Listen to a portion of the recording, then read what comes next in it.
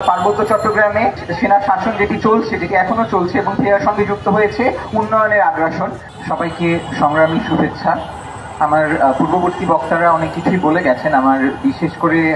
আর কিছু তেমন বলার নেই। আপনারা সবাই দেখেছেন যে এর মধ্যে কি কি ব্যাপার ঘটে যাচ্ছে। ঠিক গতকালকেই আদি বংশ আরও একজন ফুটবলারকে যে খুন করা হয়েছে,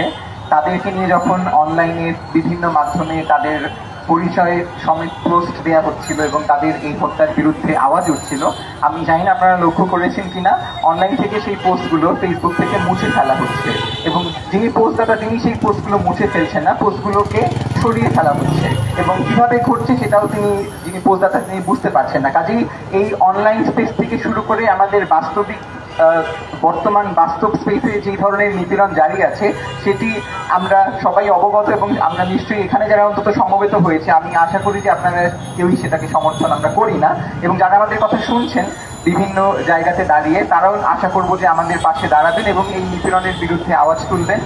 1.5 মাসের শিশুকে যখন আদালতে তোলার পরে পুলিশের মাধ্যমে কারাগারে প্রেরণ করা হয়, সেটা নিশ্চয়ই কোনো ধরনের সন্ত্রাসী কর্মকাণ্ডের বিরুদ্ধে রাষ্ট্রীয় অভিযান হিসেবে অভিহিত করা যায় না এবং সেটা সম্পর্কে আমরা সবাই খুব ভালোভাবেই অবগত। এবং এই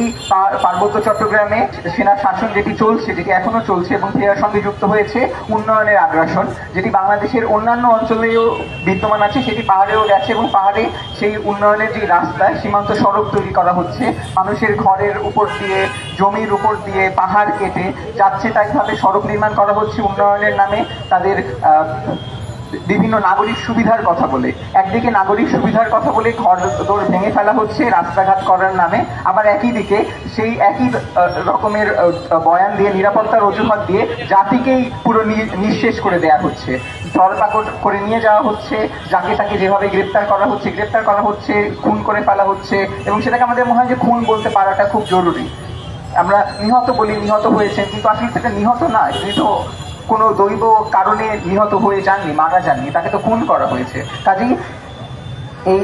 এবং পার্বত্য চট্টগ্রামে বিভিন্ন জাতিগোষ্ঠীর মাঝে যে ধরনের বৈষম্য, অর্থনৈতিক বৈষম্য রয়েছে, সেই অর্থনৈতিক বৈষম্যগুলোকে একটি জাতিগত রূপ দেয়া হচ্ছে, যেটিকে আমরা বাংলাদেশে ধর্মীয় অর্থে সাম্প্রদায়িকতা বলার চেষ্টা করি। ঠিক পাহাড়েও সেই সাম্প্রদায়িকতাকেই ব্যবহার করা হচ্ছে। আমি বলবো যে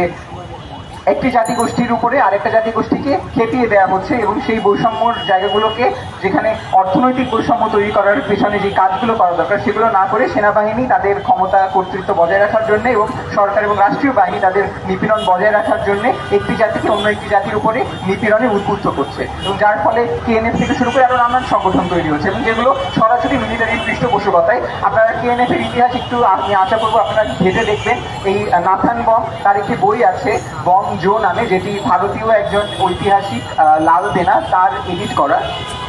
এবং এই বইটির পার্বত্য চট্টগ্রামে প্রকাশক হিসেবে বা প্রচারক হিসেবে বলতে পারেন, প্রকাশক হিসেবে বলা হয়তো বা উচিত হবে না, লুম্বিনী লিমিটেডের স্বত্বাধিকারীকে একজন ব্রিগেডিয়ার জেনারেল। এবং ওই বইয়ের মধ্যে কি লেখা আছে, তার অবস্থান কি, রাজনৈতিক অবস্থান কি, মতাদর্শ কি, সেটি সম্পর্কে কি সেনাবাহিনী তাহলে অবগত ছিল না? যখন কেএনএফ একটি ডেভেলপমেন্ট অর্গানাইজেশন হিসেবে তৈরি হয়েছিল এবং এটার সাথে আপনি দেখেন যে পার্বত্য চট্টগ্রামে উন্নয়নের যে আগ্রাসন সেটির সঙ্গে কিন্তু সম্পর্কিত, তাকে একটি উন্নয়ন সংগঠন হিসেবে তৈরি করা হয়েছে এবং পরবর্তীতে যখন সেটি একটি ফোর্স হিসেবে, একটি আর্মড রেবেলিয়ান ফোর্স হিসেবে তৈরি হয়েছে, তখন আপনি তাকে নিরাপত্তা এবং ইত্যাদি নানান অজুহাতে যাতে মিলিটারির কর্তৃত্ব আরও তীব্রতর করা যায় এবং এই একটি অংশকে দেখিয়ে যাতে আপনি অন্যান্য জায়গাতেও আরও বেশি চৌকি বসাতে পারেন, যাচ্ছে তাই আপনি গ্রেপ্তার করতে পারেন এবং কোনো প্রকারের বিচার ছাড়া সেই বন্দোবস্ত করার তৈরি করা হচ্ছে। কাজেই এটি বাংলাদেশে এটি হতে দেওয়া যায় না, আমরা সেটি সমর্থন করতে পারি না এবং আমাদের দায়িত্বের জায়গা থেকে আমরা সবাই এখানে একত্রিত হয়েছি এবং আমাদের যতদিন পর্যন্ত এই নিপীড়ন জারি থাকবে আমাদের আওয়াজও ততদিন পর্যন্ত সোচ্চার থাকবে। সবাইকে অনেক শুভেচ্ছা, ধন্যবাদ।